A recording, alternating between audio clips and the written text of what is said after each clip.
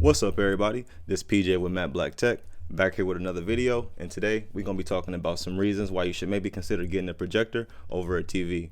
Now, this might sound like a surprise to some of y'all, and I know a lot of y'all probably already got on that train a long time ago, but stick around for these reasons. I'm going to give y'all some pros and some cons as to why you should probably consider getting a projector over a TV for your next purchase. Now, getting right into it, let's go ahead and talk about why you would even consider getting one. Now, firstly, the most biggest important factor, at least for me, honestly, at least at my price point, that's got to be the price that you get for each inch of extra screen real estate. So if you want to get a 120 inch or a 100 inch TV, let's say you want a 100 inch OLED TV and you love your OLED, like I love mine personally, you're going to be spending about $30,000. So, and even the LED TV, you're going to be spending close to about $10,000. So just for the sheer size of that, projector will be more cost efficient. You have cheaper ones ranging from about $200 all the way to about, $2,000, $3,000 for your, nice high-end laser TVs, or I'm sorry, laser projectors that we're going to talk about in a little bit, actually. So the first reason would have to be a cost, and as well as just the movie experience as well. Now, let's say you have a partner or whatever the case, and you guys go to the movies, let's say twice a month, right? Let's say it's $10 a ticket, so that's $40 a month. That's close to about $500 a year if you guys go twice a month instead of just having a theater at home. And on top of that, let alone the price of the snacks, which that's most of their revenue. So you would save a bunch of money, and the projector would actually pay for itself if you guys wanted to choose to go the route of just getting a home theater setup. In addition to that, my last reason would probably be for getting one would just be the experience. Like I said before, the immersion. Once you get a 100-inch screen or a 120-inch screen, you're not going to want to go back. I even have a hard time sometimes going back to my TV, and it's an LG OLED, pretty nice TV, the C10. So those would be the main reasons why you would consider getting one. Now, with that being said, that also does come with some cons as well. Now, one of the few cons to getting a projector, at least for me, since I'm a gamer, will have to be that the latency is pretty garbage on most of them, to be honest with you. So I think the projector that I have is a pretty budget-oriented one for the purposes of my demonstration today. I do plan on getting a few more projectors later on. I have an Epson in mind that I'm looking at when the budget gets a little better. But for me personally, it's just, the input lag is just terrible. So like my LG C10 right now, I think the input lag on that is about 10 milliseconds versus about 50 on this. It's just too sluggish on the gameplay. Now, if you're getting this for a child as well and you have young kids who are playing, definitely wouldn't care. I would love to have had this or something like this when I was younger, playing Mario Kart with my friends or something on a 100-inch TV. Definitely can't beat it. So that's not too much of a con, but for your serious gamers, definitely a con. I would definitely consider going a TV route or even a monitor for that. But for every other use case, a projector could be a good option as well. Now, some things to consider when you are actually shopping for a projector at that point in time.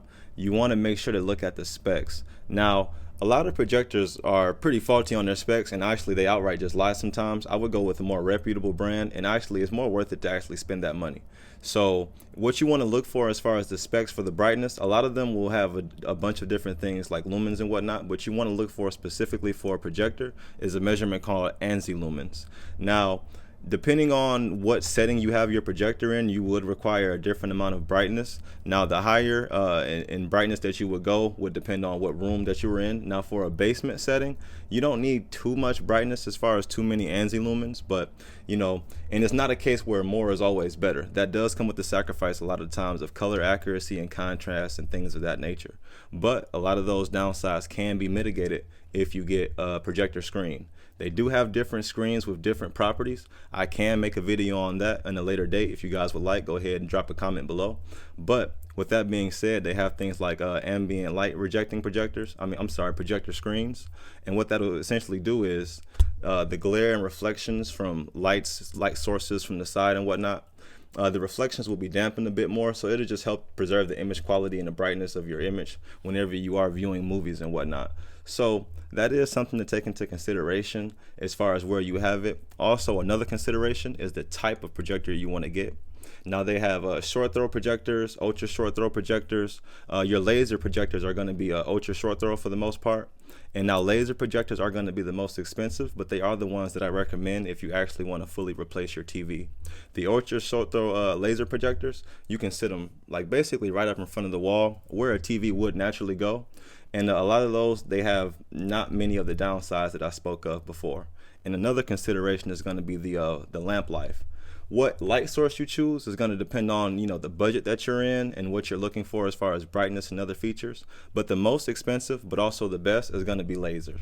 Now, the lasers do last the longest, about 30,000 hours of life. So that's, depending on how you use it, at least about 10 years. So those are some things to consider when choosing a projector. Now, personally, when I go ahead and get one, I'm probably going to get an ultra short throw laser projector. Maybe one by Hisense I was looking at. I'll try to do a review on that whenever I do get it. But please definitely look at the specs and some considerations for whatever room that you're in as far as the dimensions and how far you would have to place the projector back to get the desired screen size that you would want. So definitely make sure to look at the spec sheet for all of that. And yeah, so definitely a good option. But if you know you want to go that route, and you want a projector, like I said before, check the spec sheets and everything should be fine from there. And also get a store that has good return policies in case it doesn't fit what you want. You can always go ahead and make a return and switch it out. So definitely consider doing that. And for you gamers out there, it's a few gaming projectors that they market towards gamers. I'll try to get one for review at a later date, but honestly, like I told you guys before, go ahead and go the monitor route. Now, closing thoughts on this video. Me personally, I would definitely recommend that you guys, whoever was in the market for a new TV anytime soon, go ahead and make that purchase via projector. I definitely don't think you'll regret it. And if you do, like I said before, just go ahead and choose a store that's reputable with a good return policy, and you shouldn't have any problems with that. But I definitely doubt that you'll be there making a return on your purchase for a projector. Now, for future content, I know that this topic, as far as many others, can be a little more complex. If you guys do want future content that is more long form and more detailed and specific, go ahead and let me know in the comment section below, especially on this topic specifically. If you guys would like more detailed explanations on things such as, ANSI lumens and throw ratios and things of that nature, more in-depth topics and details, definitely go ahead and let me know in the comment section below. And if you thought this video was helpful or informative or gave you new information, definitely give me a thumbs up, drop a comment below, drop a like on that, all of that, give me a subscribe, and be on the lookout for new content coming soon. Appreciate y'all for watching, and I'll see you on the next one.